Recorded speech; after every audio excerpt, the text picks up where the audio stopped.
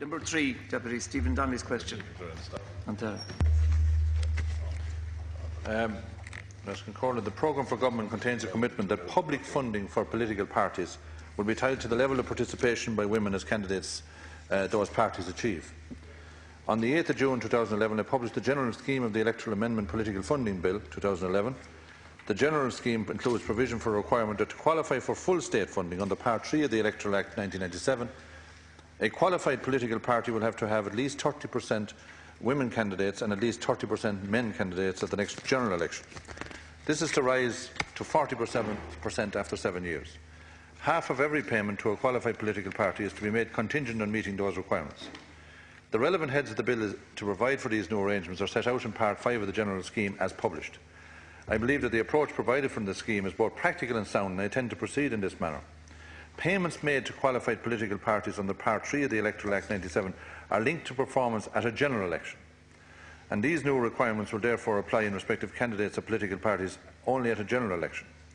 But it is also my intention that the measures would have a knock-on effect by providing an incentive to political parties voluntarily to apply similar arrangements at local elections. The new legislative provisions are being designed as an incentive mechanism to encourage political parties to apply a more equal gender balance in the selection of candidates that are put forward at a Dáil general election. They are a proportionate response to address a significant problem of public concern within the democratic system. At the general election held in February last, 86 of the 566 candidates that sought election were women. That was 15.19% of the total. Of the 166 members of the Dáil returned after the election, 25 are women, which is 15.06% of the total.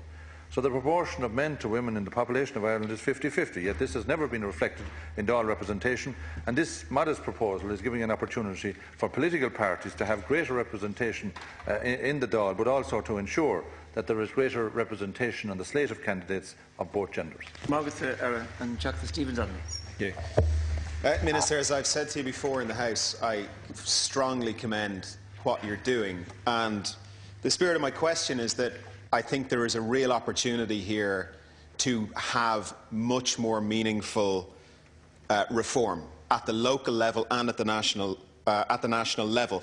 At a 30% change, all it would require is for Fine Gael to field another 13 candidates, female candidates, and for Labour to field another 5 candidates. Now, as you said yourself, Minister, questions, please, Deputy. 2.25 million women living in Ireland. 42% of your own party is women. And so, last Quarter, there are 2 parts of the question.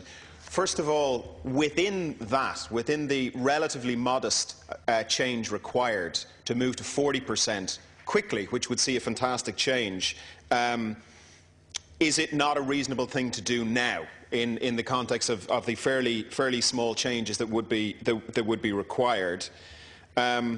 And secondly, at the local government level, if we accept the logic that you have used for the national government changes, surely the same logic should apply to local government, and also make it easier for female candidates for the nationals. Now, I'm fairly new to politics, but one thing that is abundantly clear to me is that sitting councillors and sitting TDs have a huge advantage in terms of running than people who don't. And therefore, Minister, could I ask you as a second part of the question, would it not make an awful lot of sense, both in principle, for the same reason that you're applying it nationally, and in practice, in order to achieve much greater female representation, to have that enforced at the local level as at the national level?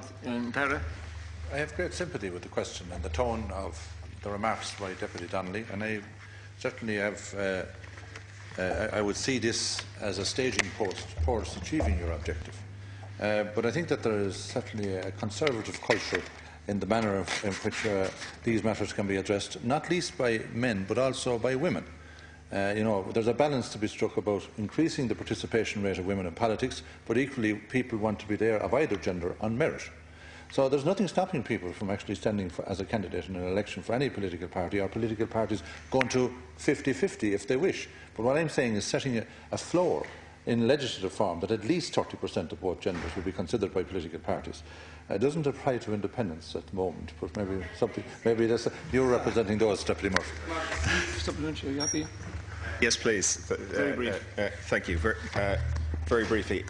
As I said, I welcome it. In terms of the Conservative measure, Minister, though, I would just ask you, and I guess your officials, to consider the margin required to move from 30% to 40%, which, as you know, is the Council of Europe's recommended amount, and ultimately the amount you're going to go to, would require Fine Gael finding an additional 24 female candidates, and Labour finding 12 more female candidates, which I would suggest to you, in the context of 2.25 million women in Ireland, should not be beyond the abilities of the parties. And Minister? Well, Deputy Donnelly, I'm sure you'll appreciate this is the first time any minister decided to bring forward this proposal. It's the first government that ever brought forward a meaningful proposal to increase the participation rate of women, and at least to give them the opportunity as candidates in a general election.